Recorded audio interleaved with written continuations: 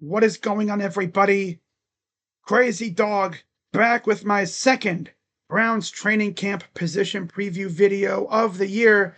And if you've been following this series over the last couple years, or really since I started doing this series, then you will know what position group I'll be talking about today. In fact, I'm pretty sure I mentioned it in my video yesterday. And of course, that position group is none other than the Browns wide receiver core. Now, over the last couple years, the Browns have actually had a pretty good receiving core, right? You've usually had 2 or 3 really good receivers, and the rest are usually pretty good, solid. Well, this year, the Browns have 1 amazing receiver, 2 really good to solid receivers, and then the rest are hard to really say.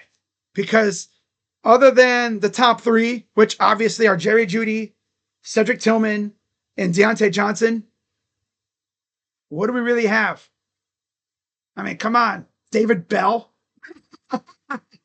Michael Woods, Caden Davis, Jamari Thrash, DeAndre Carter, and then, of course, the rest are undrafted free agents. All I'm going to say is this. DeAndre Carter was brought in to be our return man. If he is getting legit reps as a wide receiver this year, we are in trouble. Yikes. I mean, he's a decent receiver, don't get me wrong, but his main function on the Browns is being our return man. Which, it seems like that position is cursed now. Ever since Josh Cribbs left, or even Travis Benjamin. That was the last really good return man that we had. We tried Jakeem Grant, but that dude couldn't even last into the season because he kept getting hurt. Damn. So, anyways, of course, for anyone who is new to this series, of course, if you watched yesterday's video, I classified each position group into 3 classifications. Safe, bubble, better ball out. It's self-explanatory, right? If a player is in the safe category, then they're most likely a starter or a high second string guy. Like, they're going to get legit reps this year. If you're on the bubble, that means your position is not safe, and those guys are usually second teamers or third teamers. And then if you're in the better ball out category, well, then you better have the camp of your lives, because you're mainly third, fourth, or fifth string guys. Like, the best case scenario for you is most likely practice squad. Maybe you'll latch on to another team. Right? So we're getting right into it, of course, starting off with the receivers who I view as safe. Of course, you have Jerry Jeudy, who is coming off a career year. Cedric Tillman, who's coming off that brutal concussion, which I haven't really seen him do much on the field, if anything at all.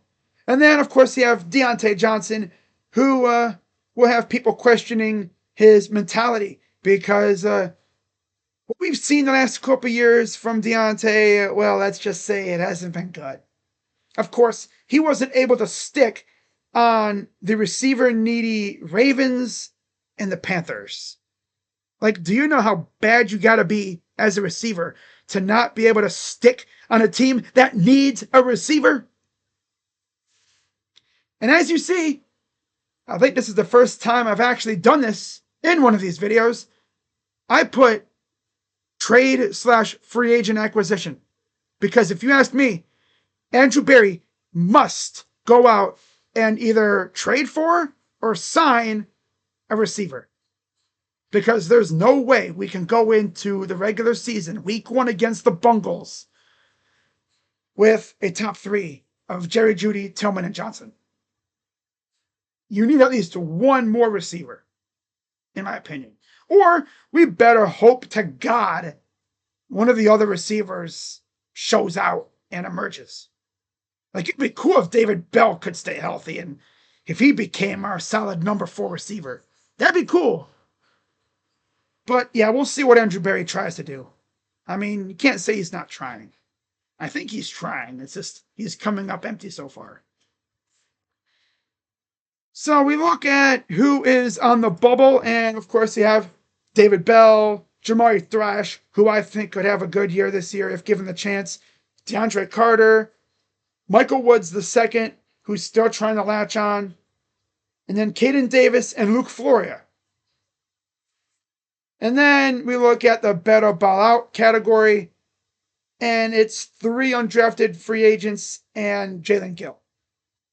Yeah, Gage Larverdane, Keyshawn Johnson, and Cade McDonald. So, yeah, as you see, our receiving core is incredibly top heavy, as it's really just one amazing receiver and 2 good ones. Then the rest are mid. Right? So we'll see who emerges. And maybe Andrew Berry has a trade up his sleeve, right? Or maybe he goes out and signs a guy.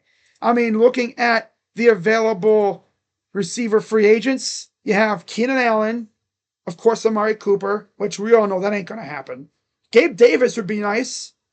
Nelson Aguilar, DJ Chark, Tyler Boyd. And then as you get further down the list, I mean, you have like Allen Robinson. And the rest are, eh. In the words of Flight Reacts, and the rest are nobodies. Besides like Jameson Crowder, Chris Conley, who I'm pretty sure retired to become a movie producer.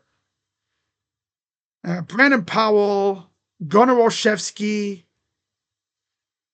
Yeah, like I said, the rest are mainly nobodies. So, we'll see what happens. But I trust Andrew Berry, right? Because the pressure's on. And if he folds here and he goes into week 1 with a receiving core that is not very good, not deep at all either, damn. You know, Jimmy Haslam's got his finger hovering over the trigger. He's got a very itchy trigger finger.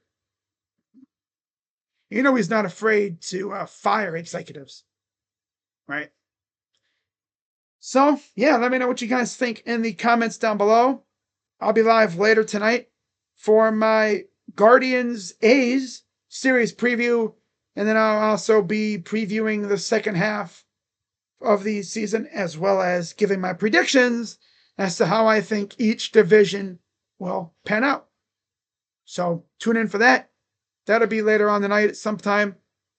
But with that being said, as always, be sure to hit the like button, subscribe, and hit that bell. And I'll see you guys tomorrow for my linebacker position preview video. That'll be a fun group to talk about. So with that being said, I'm Crazy Dog. Let's go Browns. And I'll see you guys tomorrow. Bye-bye. Yeah.